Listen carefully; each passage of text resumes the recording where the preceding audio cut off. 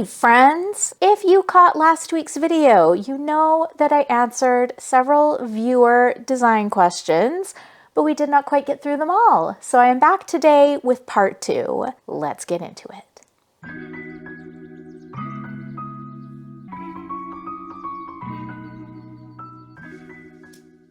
All right, so now we have this bedroom, and this comes from Alison in Dublin. She says that this is a west-facing main bedroom in their 1900-ish workers' cottage. How charming is that? She's finding that this bedroom is feeling a bit off and unbalanced, and she's wondering if she should paint the white walls. She also said the carpet is coming up and the floor will be a herringbone wood and honey oak to match the rest of the house. So that sounds lovely.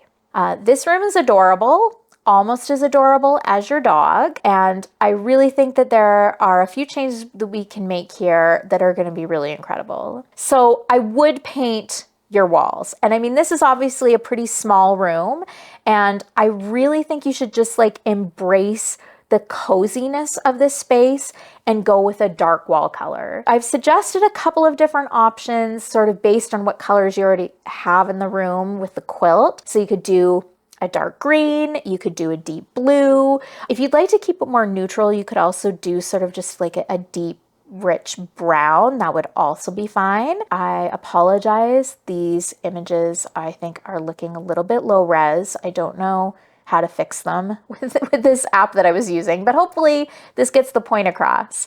Yeah, so I think any of these would work. I mean, you really could take the wall color in whatever direction you want to. I'm a bit partial to the blue, so I am just going to use the blue example for the rest of what I'm going to show you for this space. I also think that this would be a great opportunity to really just do like a color drenching effect. So I would paint out your trim. If you can, I would also paint the ceiling.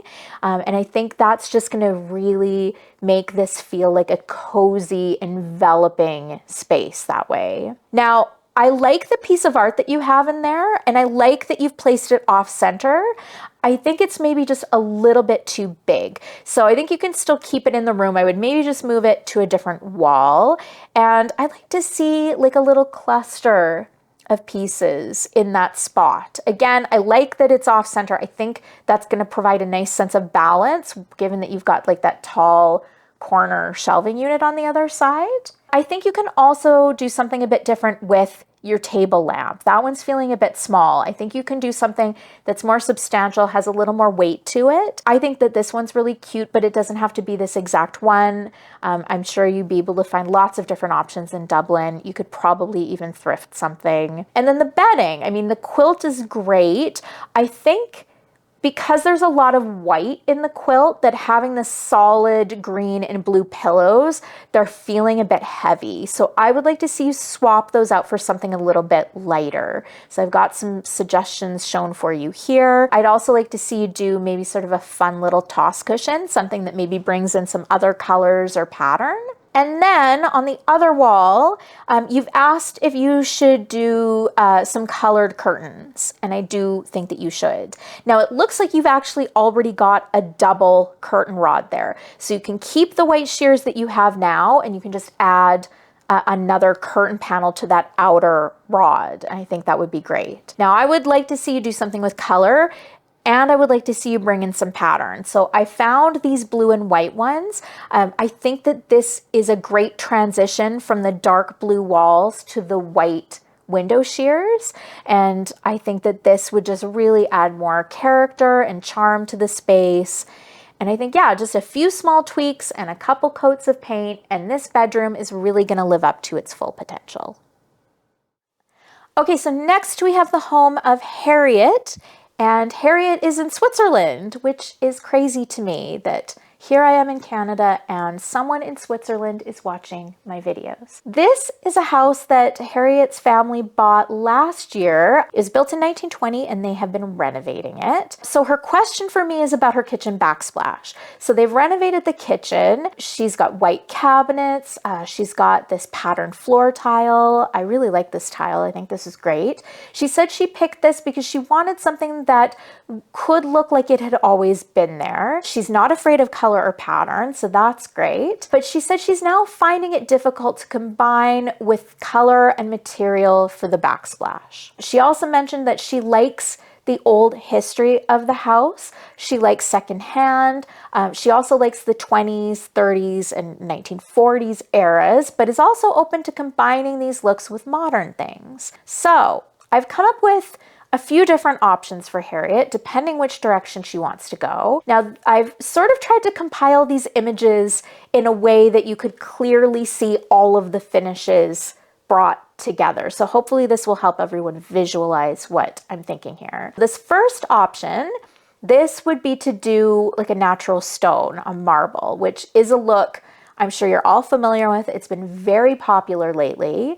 And I think if you could find a marble with the right colors in it to really tie in with that floor tile, that this could be a really lovely way to go. Now, it's not going to be inexpensive. Obviously, we know that marble is not a cheap material. And the other challenge with doing this is finding the right colors that are going to work with the floor. So if you do go this route, I would definitely have a tile sample that I would take with me when I went to pick out the stone. You would want to be able to pick your slab of stone specifically to make sure that it was going to work color-wise, but I do think that it could be really nice. Now, if you like this look, but you don't want to use natural marble, there is also the option of doing something like this with porcelain. So they are now making really large porcelain slabs, and people are using them for countertops and for backsplashes. And oftentimes they have a pattern on them that is very similar to marble, trying to replicate the look of natural stone. So price-wise, it's still not going to be an inexpensive option, but because this is a manufactured product, you're going to see more consistency in color and pattern. So you might find going with porcelain, it would be a little easier to color match to your floor.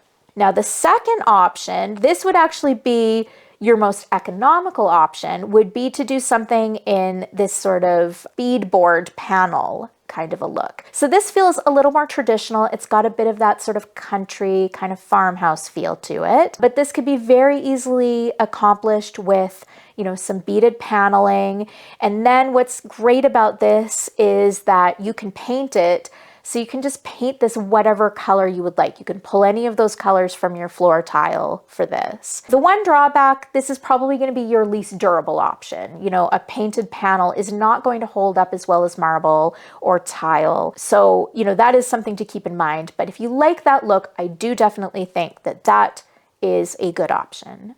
Now, the third option is, of course, tile. Tile being probably the most popular finish for backsplashes. Now, price-wise, I mean, you can sort of spend as little or as much on tile as you want, depending on what tile you choose. Durability-wise, this is usually going to be a finish that's going to hold up quite well for you. And then, of course, variety. There's a ton of tile options out there. I've put together a few different photos of different options I think would work. You could do something really clean and simple if you want to go that way. If you want to be a little more daring, you could bring in some more pattern. So you could do something in a checkerboard. You could do something in a stripe. I think that those are patterns that would still work really well with what you've done on your floor. My personal favorite, I kind of like that striped tile. I like the color of that. I think that ties in well with the floor. And I think that striped pattern is an interesting contrast to the pattern in the floor, but any of these would work. So if anybody has any opinions on what they like for these options, maybe leave a comment. But hopefully something I've shown you here is going to work for you, Harriet, and best of luck with your backsplash. Okay, so my next email is from Anna in Mexico. I hope it's Anna and not Anna. I'm sorry, I hope I'm getting everyone's name right today. So Anna has reached out to me about this space in her home. So she and her husband both work from home in this same office, although she says that her husband spends more time in there than she does. She describes it as being a white and millennial gray space that lacks coziness. She's feeling unsure of how to place everything. She said it's lacking in storage, and she wants to know how she can make it a cozier and more inviting space. So, as far as placement of things, I do think that it makes sense to have the two desks where they are. I don't really think there are other options for better placement of those, but I do think there are other improvements that we can make. Now, that exercise bike, if that can get moved and we can free up that wall, I think you can have some storage there. So maybe the exercise bike could be sort of floating more in the middle of the space. It could be sort of over closer to the window maybe. And then, I mean, you could do whatever you wanted for storage on that wall, but I really like this IKEA office cabinet. I like the color, I like the style. I think this is just a little more fun and interesting than your sort of typical office filing cabinet. So I think that would be a great storage piece, but you could do shelving there or, you know, whatever is going to work best for you for storage. Now, the wall where the smaller desk is, I'd like to see a different option for storing the yarn. So I found on Pinterest several images of ways that yarn can be stored on the wall.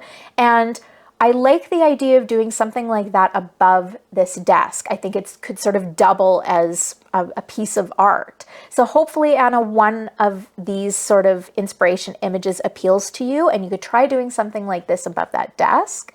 And then I would get rid of that cabinet that you have sitting there currently. Now, I notice you've sort of got some mid-century modern influences happening in this space. I would maybe do some sort of storage over there that sort of ties in a little better with that modern look. So you could do something like one of these cartel units. I think these are great. They come in lots of great colors. I think that would be a really nice storage piece for that spot. But again, it doesn't have to be exactly this piece. Now, on the other wall where the other desk is, you've got some art there, but the walls are still feeling pretty sparse, pretty empty. I would like to see you bring some more art into the space. So the pieces that you have there currently can stay, but I would add some additional pieces there as well. Sort of have a bit of a gallery wall above that desk. And now the windows. Now, I think one of the things that's really making the space feel kind of drab is those roller blinds. They're a bit dark. I would like to see those swapped out just for a white roller blind instead. I think that would just brighten everything up. And then I'd also like to see you add some floor to ceiling drapery panels in front of those blinds or in place of them. If you don't want a roller blind, you could just do away with it and just have the drapery panels. It's up to you, whatever you prefer. But I think adding some drapes is really going to help to soften everything. It's going to give you an opportunity to bring in some color or some pattern. And I just think that that's really going to make the space feel warmer and more inviting. I'm not going to suggest a rug. I realize that having an area rug in this space would definitely help to warm it up and make it feel more cozy. But I think we've got to be practical about the fact that we've got an office chair, we've got desks. If you're rolling that chair around, you're not going to want it catching on a rug. So it probably does not make sense to bring a rug into this space. So those are all of my suggestions for your office, Anna. I hope this has been helpful and thank you for your email. Okay guys, that's it. I have now answered every design question that I received from you. I want to thank everyone that submitted a question. I really appreciate you sharing your homes with us. Thank you so much for watching. I hope we see you again next time, and bye for now.